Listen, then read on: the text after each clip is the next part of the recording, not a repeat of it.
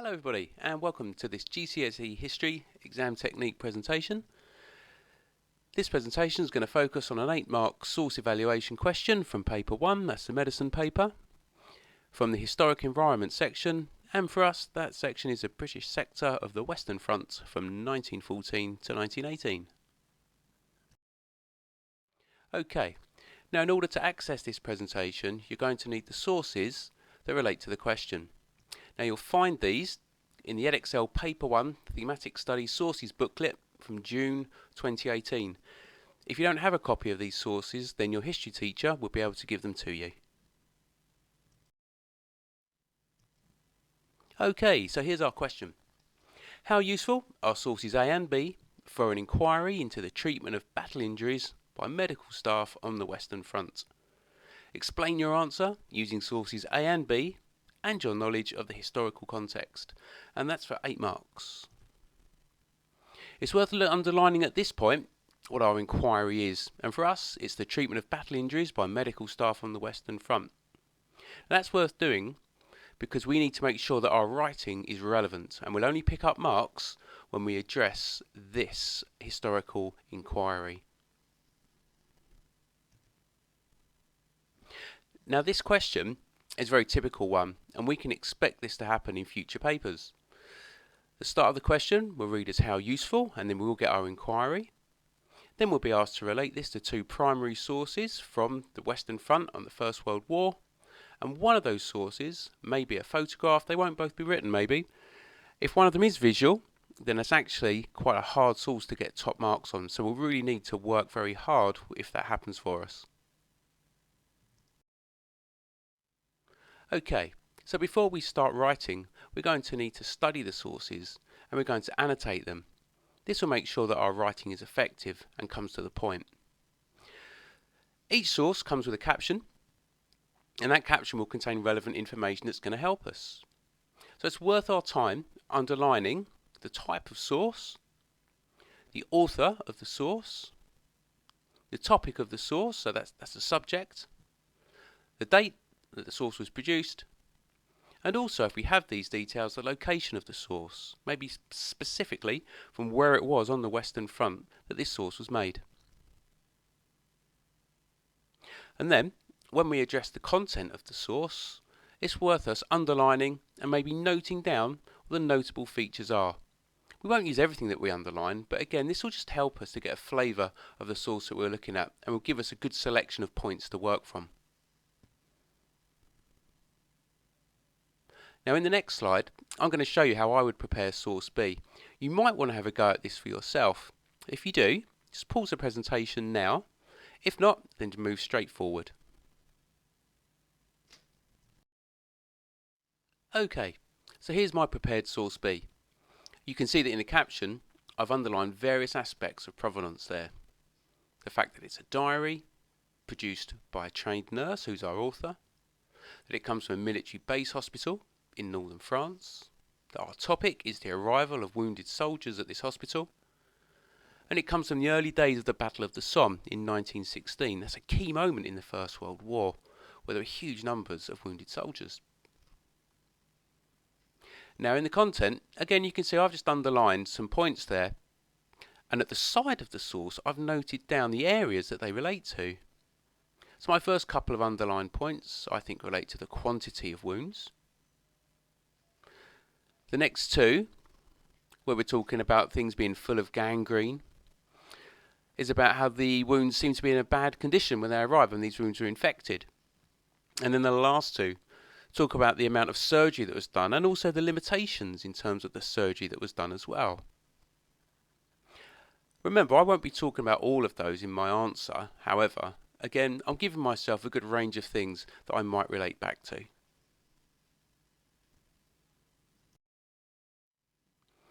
Okay, now for each source we need to do 2 very clear things. There are going to be 2 sections to our paragraph.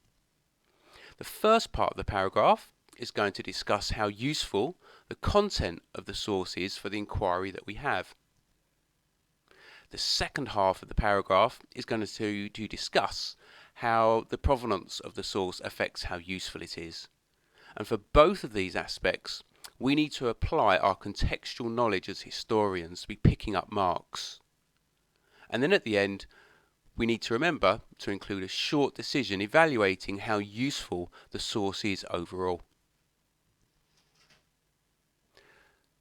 So each source gets its own paragraph. Our first paragraph will be on source A, our second on source B.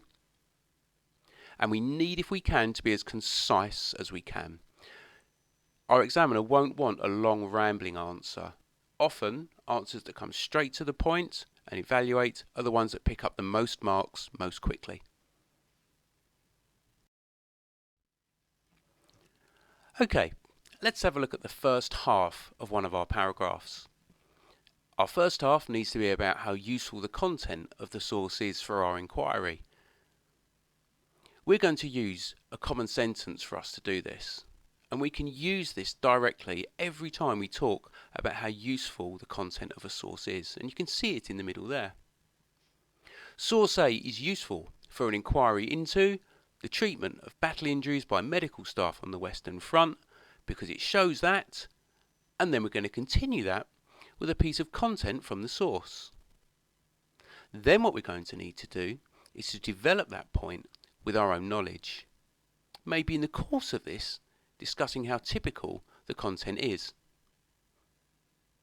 Okay, let's have a look at how that might actually look. Now this comes from an answer that was written in this examination series and that was evaluated very positively by the examiners. The writing in blue shows you a piece of content that our student has used, and then the writing in red is where the student has developed that piece of content with her own knowledge. Now why this is scored highly is because it picks out a useful piece of content that's relevant, and then in red the writing that follows that is specific and it shows that the student really knows the period and knows some of these features.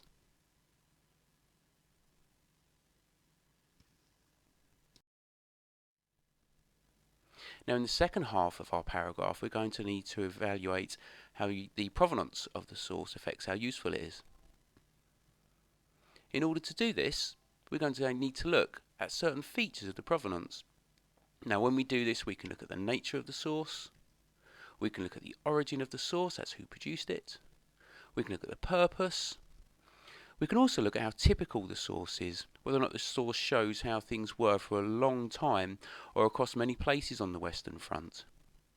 Now we're not going to need to write about all of these things, we're just going to choose to write about the one or two features that are going to secure us the most marks, the things that we have things to say about.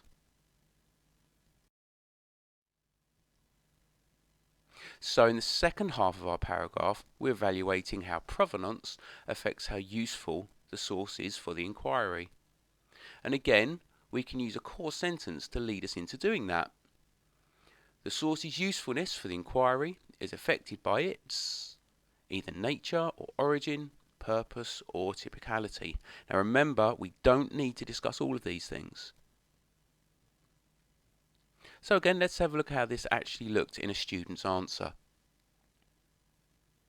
The writing in black is where the student has analysed an aspect of provenance, and then the writing in red shows you where the student has used their own knowledge to develop that. In this case, our student's introducing her knowledge about X-rays and how they developed during the war.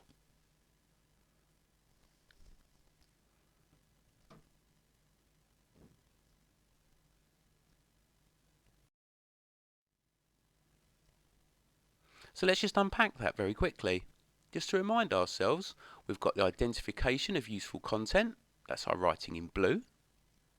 We've got those points developed with their own knowledge, and that's the writing in red. And then the writing in black is where our student has analysed the impact of provenance on how useful the source is. So you can see both halves of the answer are developed with the student's own knowledge of the treatment of battle injuries on the Western Front, and remember that's a key feature.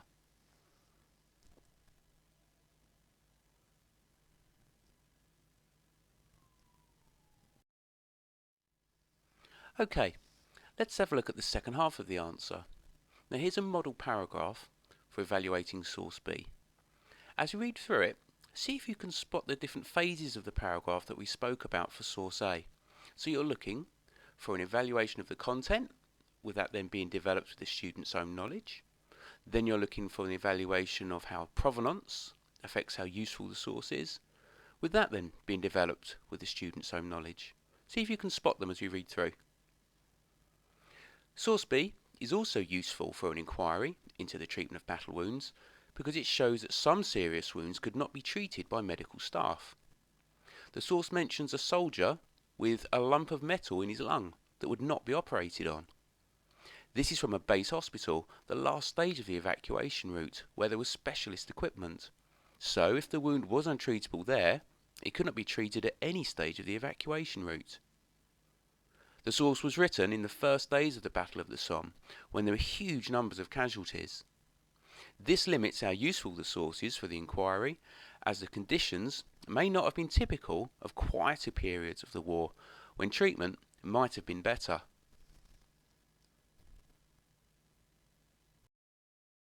Okay, let's see how you got on with spotting the different phases in that paragraph. And once again, our writing in blue is where we're looking at some specific content from the source. With then a red phase where that's then developed with the student's own knowledge. The writing in black is an evaluation of provenance. And again with that then being developed with the student's own knowledge with our last phase of red writing. So all we'd do is we'd add our paragraph A to our paragraph for B, and then we'd have a complete answer. One last little tip here is to try to make your writing concise. Again, some feedback we've had from the examiners is they don't want very, very lengthy answers. In fact, the longest answers that they got when they were marking these were often not the highest scoring ones. So if we can stick to this formula, we'll be picking up lots of marks quickly and efficiently. Okay, now if you want to develop this work a little bit further, here are two further questions that you might play around with using these same sources. You'll notice that what we've changed is the inquiry that we're looking for. So we've got how useful are sources A and B for an inquiry into the work of nurses on the Western Front. Or you could try how useful are sources A and B for an inquiry into the impact of delays to treatment on the Western Front.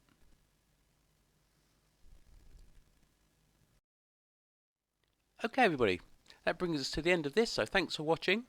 Further advice on how to do the other questions on the historic environment section of this exam will be in our next video.